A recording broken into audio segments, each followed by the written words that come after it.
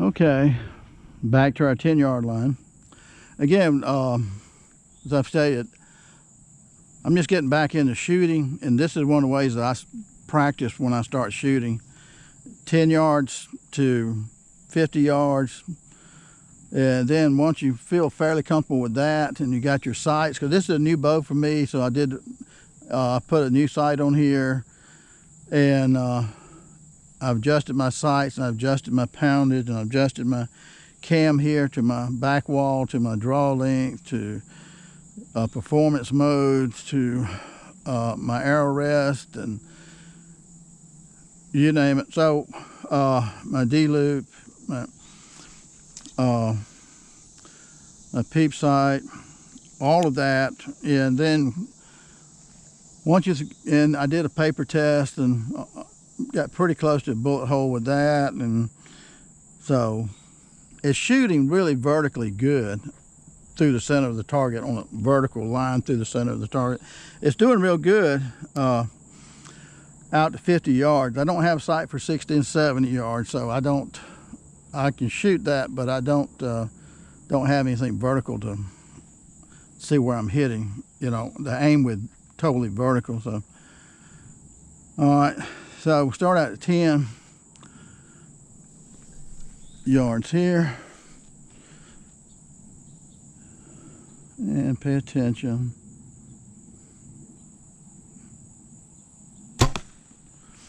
Okay, that one hit about an inch above dead center, it looks like. So at 20 yards, on a lot of the older bows, you would set your sight up to shoot 1.5 inches high, 2 inches high, and then 20 would be right on center target. But generally, you're not going to have any critters come in front of you at 10 yards for the most part, maybe 20. And my knock is still tight on arrow number 2. I might need to just change it out, because that will throw you off. Okay. Using the same sight, pin number 1 for 10 and 20.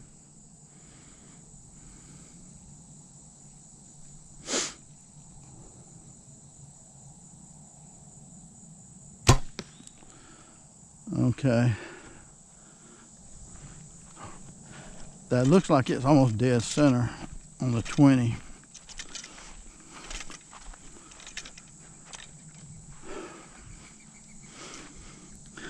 This is another thing I really like about this type of bow here, is that 75% let off. My other bow's like 60, one's like 50. So, the longer you hold it back, the worse it gets sometimes. So with this one, you can just hold it back forever. And it's only set on like 60 pounds. I'll use my chronograph and check the speed on it one day. So we're going to pin number 2 for 30 yards.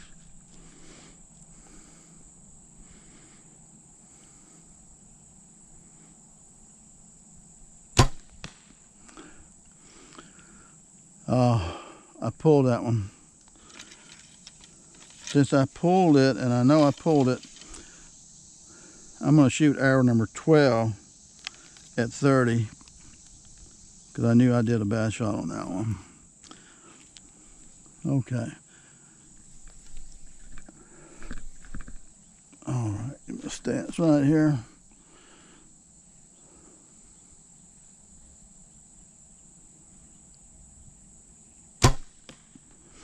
And that still went to the left a little bit. But that one is maybe 2 inches from center. That was 12. I hear a little thunder in the background coming. So. And it's cooled off, so it's been like 90 degrees today. So I waited to come out later. And arrow number 4. This is 40 yards.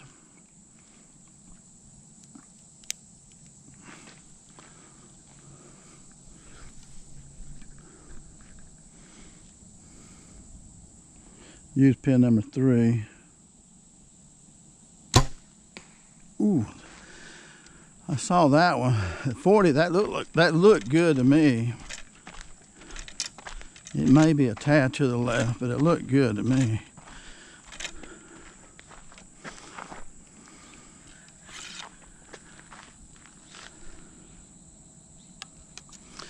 Arrow number 5 for 50 yards. To concentrate on this one. 50 yards. Make sure your release is good.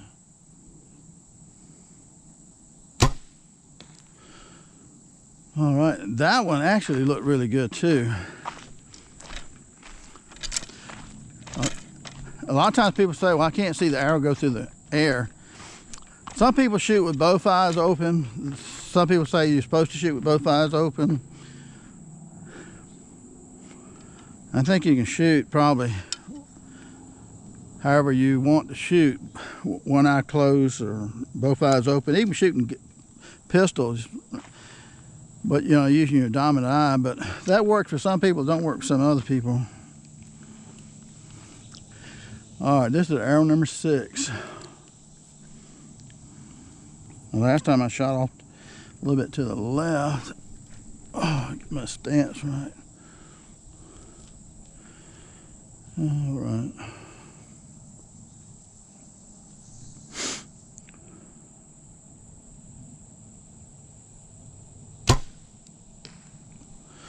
Actually, that looked pretty good there on 6. What I could see of it. I can only glimpse that arrow for a second as its trajectory arcs to the target. Now we're at 70 yards. I don't have a pin sight for 60 yards, right? So I'm estimating. And I don't have a pin sight for 70. So on this one, I really got nothing really to go by other than trying to figure out where the distance is between the sights. And I can't even see the target when I do that.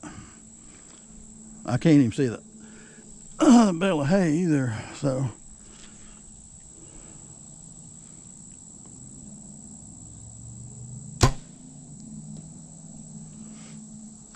That hit. I'll tell you what, I'm gonna use arrow number 10 too. So that was 70, that was arrow number 7. So let's use arrow number 10 just to see where I'm hitting at. Because I can't see anything to go by. I'm having to aim over the target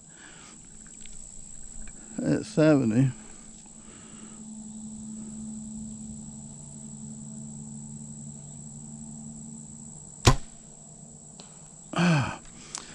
It hit pretty solid there too on that one at 70.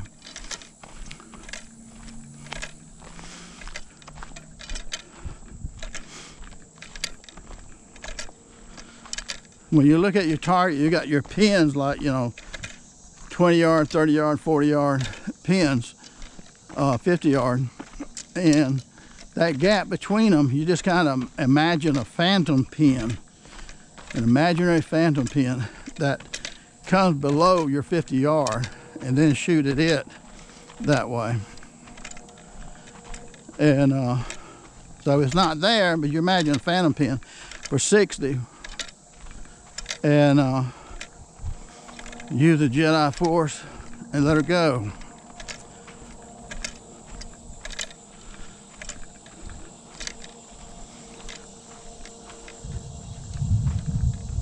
Yep, let's see. Yeah. Let's see how we did here. I see one off to the left. So this is grouping here from 10 to 70. All right, arrow number 1 here is 10 yards, so that's about an inch off from center. Arrow number 4 here is 40 yards, and that's about an inch off from center. And then arrow number 2 is this one. Arrow number 2 is this one, and that's about a 1/4 inch off from center. So those 10, 20, and 40 were good shots there. And 30, this is the one I was talking about. I shot this one. I don't know what happened on this one. You have a flyer sometime, but it's kind of even centerways of the target fairly well. So it is, it's about 3.5 inches dead center of target at 30 yards. That was the bad shot. So I followed it up with arrow number 12. This is arrow number 12 right here. So this was my next 30-yard shot to make up for this foul shot here. And this one is about 1/4 inch or maybe 1/2 inch from hitting the bullseye, period. So that would make it about 2 inches from dead center on the 30-yard arrow number 12 here. So then that's 30 yards. We talked about 40 yards is almost center there, that one there. And then 50 yard is number 5 here. And 50 hit, that might count as a bullseye right there on the 50 right there, because it's in between the black and the white. So 50 is good.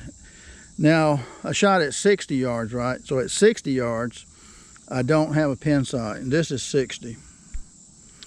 And 60 is 1, 2, 4.5. 60 is 5 inches from pure dead center, and it's only like 2 inches from hitting the bullseye. Okay. So,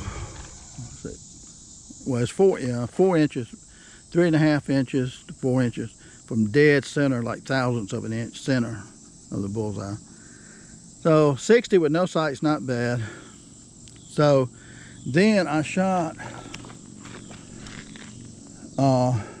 70 yards, and right here is number 7, 70 yards right here. Okay, I knew that one went off, but from the bullseye across here, 70 is not far off height-wise, so I was pretty good on the height. So then I had a follow-up arrow to number 7 because I knew I missed, or I thought I did anyway. And so arrow number 10 is my follow-up arrow to 70. Okay, so 70 here with no sight, I missed the bullseye by 1, 2, by 2.25 inches from hitting the bullseye at 70 with no sight. So that's not too bad. So again, we got, I have to hit this screen here. So here we got 10, 40, 20, 50, 60 with no sight, 70 with no sight right here, which is pretty close to that. 12 at 30 yards, and this is 30 yard right here, and over here is 70 yard, which I knew I missed. And 10 made up for 70, that's it, right? 10 was a 70 yard, so that's pretty close to the bullseye right there. Again, actually it's about 4 inches from dead center of the bullseye, so that's not bad for no sight at 70. And you see what the back wall does on these bows right here? All these arrows are pretty much horizontal. That's what it helps you with. If you didn't have that back wall like on these bows, you'd pull the string back a 1/2 inch too much and the arrow would shoot high. You might release it a 1/2 inch short and the arrow would shoot low. So that's the beauty of that back wall and being able to adjust it on these bows. Okay. We got thunderstorms coming. When I start shooting, I hate to stop, but I've waited till this evening to shoot because it's just 90 degrees. It's too hot out here. But around 6:30 p.m. is a good time to come out.